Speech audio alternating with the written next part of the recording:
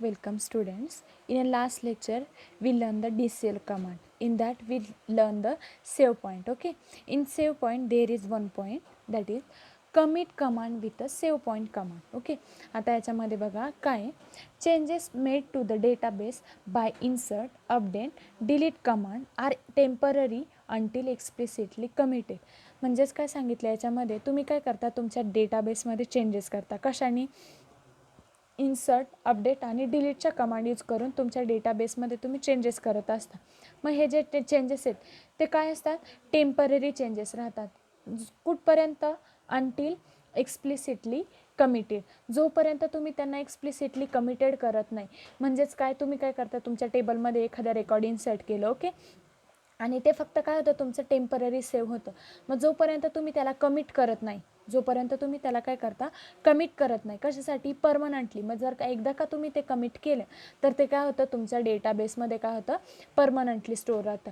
मग जर का तुम्ही त्याला कमिटेड केलं नाही तर ते काय होतं तुमचं टेम्पररी राहतं. आणि मग एकदा का तुम्ही त्याला कमिटेड केलं तर ते काय होतं, परमनंटली राहतं. ओके. मग जर का तुमचा डेटा इम्पॉर्टंट असेल, तुम्हाला कधी पण फ्युचरमध्ये लागणारा असेल, तर तुम्ही काय करायचे, ज्यावेळेस तुम्ही त्याच्यामध्ये वर्क करता त्यावेळेस ते काय करायचे, कमिट करायचं. मग कमिट केला तर तो डेटा काय राहील तुमचा, परमनंट राहील. आणि जर का तुम्ही तो कमिट नाही केला आणि फक्त टेम्पररी वर्क करत राहिले तर तो काय होऊ शकतो तुमचा, टेम्पररी होऊ शकतो आणि डिलीट पण होऊन जाऊ शकतो. ओके. हां. On the execution of this command all the changes to the database are made by us permanently. मग ज्यावेळेस तुम्ही तुमचं कमिट करता आणि म्हणजे ज्यावेळेस तुम्ही ही जी कमांड वगैरे टाकता, कमिट केलं एक कमांड वगैरे टाकता आणि तिचं एक्झिक्युशन करता, मग त्यावेळेस काय होतात, तुमचे जे चेंजेस केलेले तुम्ही कुठं तुमच्या डेटाबेसमध्ये, ते काय होतात, परमनंटली होऊन जातात. ओके. मग जर का तुम्ही एकदा त्याला कमिट केलं, कमिट केल्यानंतर ना त्याचं एक्झिक्युशन केलं तर ते जे चेंजेस आहेत ते काय होऊन जातात, तुमचे परमनंटली होऊन जातात.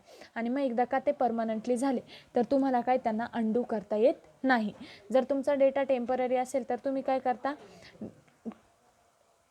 सॉरी, जर तुमचा डेटा तुम्ही तुमच्या डेटामध्ये तुम्ही चेंजेस वगैरे केले आणि तो टेम्पररी असेल तर तो तुम्ही काय करू शकता, त्याच्यामध्ये तुम्ही परत अंडू करू शकता. पण जर का तुम्ही परमनंटली डिलीट केले तर तुम्हाला ते अंडू करता येत नाही. ओके.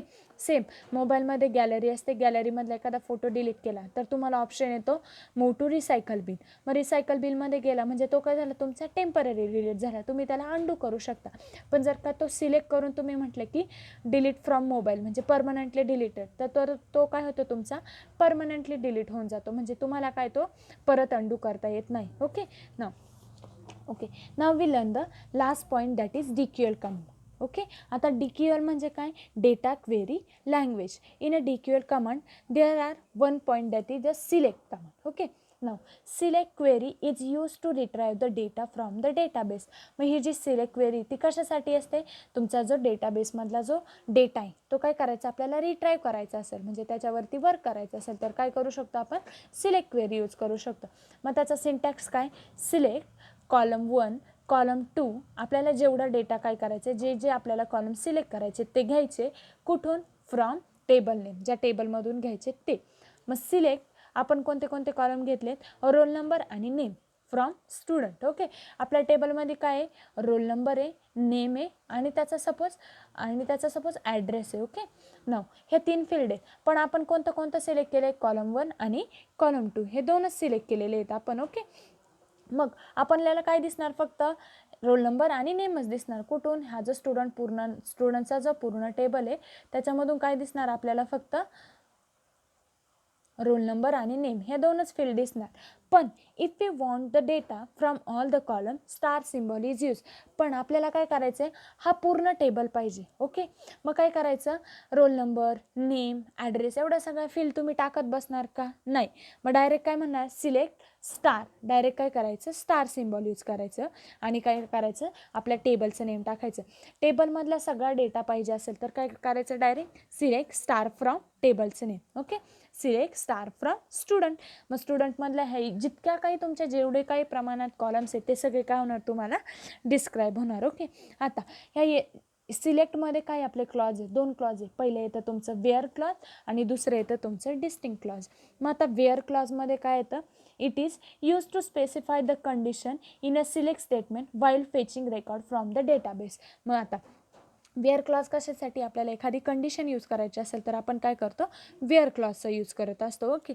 हां, मग आता सपोज आपण काय केलं आहे, आपल्या टेबलमधलं एखादं रेकॉर्ड फेच केले. ओके. सपोज मार्क्स घेतले स्टुडंटचं. ओके.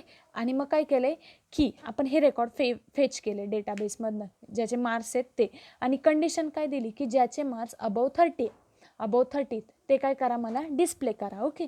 मग काय केलं, आता त्याचा सिंटॅक्स बघा कसा लिहायचा. सिलेक्ट, आपल्याला जे कॉलम पाहिजे त्यांचं नेम आणि कोणत्या टेबलमधून पाहिजे ते, आणि काय द्यायचं, वेअर कंडिशन. ओके. हा काय झाला वेअर क्लॉजचा सिंटॅक्स. काय, सिलेक्ट, जे कॉलम पाहिजे ते, ज्या टेबलमधून पाहिजे त्या टेबलचं नेम, आणि काय द्यायचं, कंडिशन. म्हणजेच काय, select star from student. Star म्हणजे काय, स्टुडंट टेबलमधले जेवढे काही कॉलम आहेत ते सगळे काय होणार, आपल्याला डिस्प्ले होणार. आणि कंडिशन काय दिली, where marks is greater than 30. मग जे काय तुमचे 30पेक्षा जास्त मार्क्स आहेत तेवढं सगळं रेकॉर्ड काय होणार, तुमचे डिस्प्ले होणार. ज्यांना 30पेक्षा कमी मार्क्स आहेत ते स्टुडंटचा डेटा आपल्याला दिसणार नाही. Okay. Now second one is a distinct clause. In a distinct clause it is use to avoid the selection of duplicate रोज.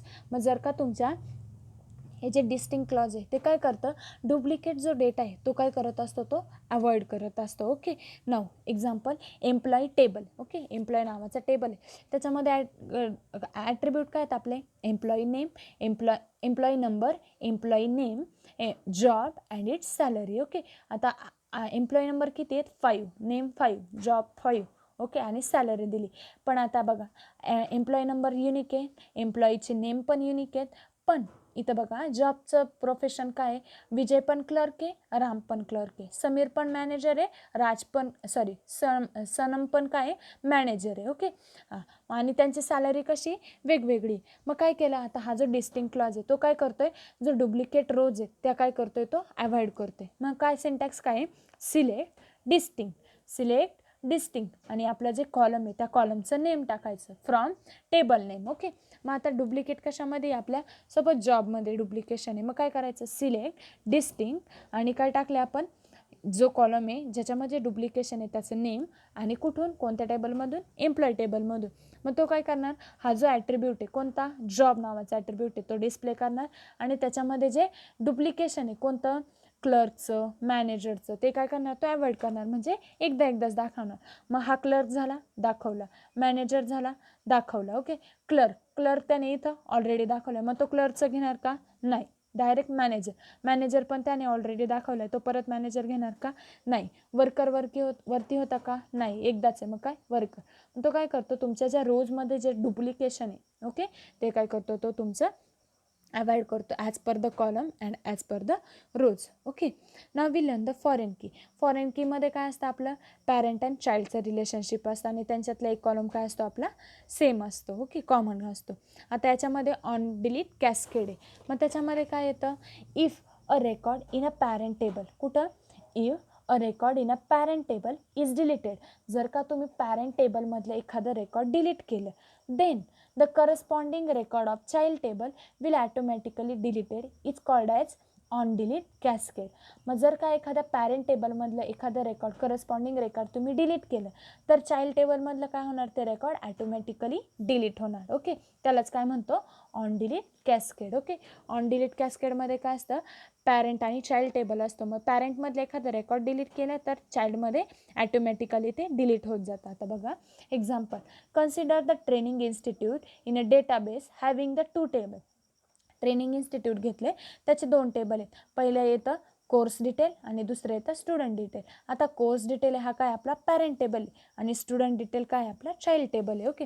आता कोर्स डिटेलमध्ये ॲट्रिब्यूट्स काय आहे, course code, course name, course fees, आणि स्टुडंट डिटेलमध्ये काय, स्टुडंट ID, स्टुडंट नेम, आणि course ID, course code. आता हा जो कोर्स कोड आहे आणि हा कोर्स कोड, हे 2 काय झाले, आपले कॉमन ॲट्रिब्यूट. ओके. हे 2 काय झाले, कॉमन ॲट्रिब्यूट. हां, in a both tables the field course code is a common. हां, कोर्स कोड काय, कॉमन. मग फॉरेन कीमध्ये काय असतं, कोर्स कोड जी कॉमन ॲट्रिब्यूट असतो तो काय, पॅरेंट टेबलमध्ये ॲज अ प्रायमरी की म्हणून वर्क होतं, आणि चाइल्ड टेबलमध्ये काय, फॉरेन की म्हणून वर्क होतो. Okay. Now, here in both the table, the field course code is common. In a course detail, course code is a primary key. Course डिटेलमध्ये हा कोर्स कोड काय झाला, प्रायमरी की. प्रायमरी की म्हणजे काय, युनिक. ओके, नॉट नल आणि unique value असते. आणि course code and in a student table, student टेबलमध्ये तो काय झाला, फॉरेन की म्हणून वर्क होतो. ओके, हा बघ, if we try to delete any record from the parent table, then all the corresponding record from the child table will automatically deleted. मग याच्यामधलं जर का तुम्ही एखादं रेकॉर्ड डिलीट केलं तर याच्यामध्ये ते ॲटोमॅटिकली डिलीट होणार. मग जर का तुम्ही जावाचा कोर्स इथून डिलीट केला, पूर्ण जावाची जी डिटेल आहे, ओके, ही सगळी तुम्ही काय केली, डिलीट केली. जावाची डिटेल तुम्ही सगळी डिलीट केली तर काय होणार, याच्यामध्ये जी जावाचा जो त्याच्या रिलेटेड जो डेटा आहे तो काय होणार, ॲटोमॅटिकली डिलीट होणार. ओके, मग जावाचा जो स्टुडंट आहे त्याची इन्फॉर्मेशन काय होणार, ॲटोमॅटिकली डिलीट होणार. कारण की जर का तुमच्याकडे जावाचा कोर्स नाही तर स्टुडंट ॲडमिशन कसं घेऊ शकतो. ओके, मग जर का तुमचे पॅरेंटमधले एखादं रेकॉर्ड तुम्ही डिलीट केलं तर काय, चाइल्डमधलं ते ॲटोमॅटिकली डिलीट होणार. Okay, now here is a unique key. Unique key म्हणजे काय, युनिक असतं. ओके, म्हणजे single. Okay, it can be take only unique value in a column, it does not have a duplicate value. म्हणजे तो कॉलममध्ये काय करतो, एखादी युनिकच व्हॅल्यू घेतो, डुप्लिकेट व्हॅल्यू घेत नाही. Employee ID, employee name and salary. मग आता एम्प्लॉई आय डी काय दिलं आहे, 1 2 3, नेम दिले सागर सुनील जय आणि सॅलरी दिली. ओके, आता इथं तुम्ही जर का 2 केलं, ओके, 3च्या जागी काय केलं, अपडेट केलं आणि 2 केलं तर ते होऊ शकतं का, नाही, ते अलो केलं जात नाही. कारण की काय, employee I D have a unique value. कारण की एम्प्लॉई आय डीला काय पाहिजे, युनिक व्हॅल्यू पाहिजे. कारण की ते काय, प्रायमरी की म्हणून कन्सिडर केलं जातं. आणि प्रायमरी कीमध्ये काय, ते नॉट नल पाहिजे आणि डुप्लिकेट नाही पाहिजे. Okay, in this way we complete our unit 2. If you have any query then ask me. Okay, from the next lecture we will start our third unit. Okay, if you have any query then ask me personally or call me. Okay, thank you.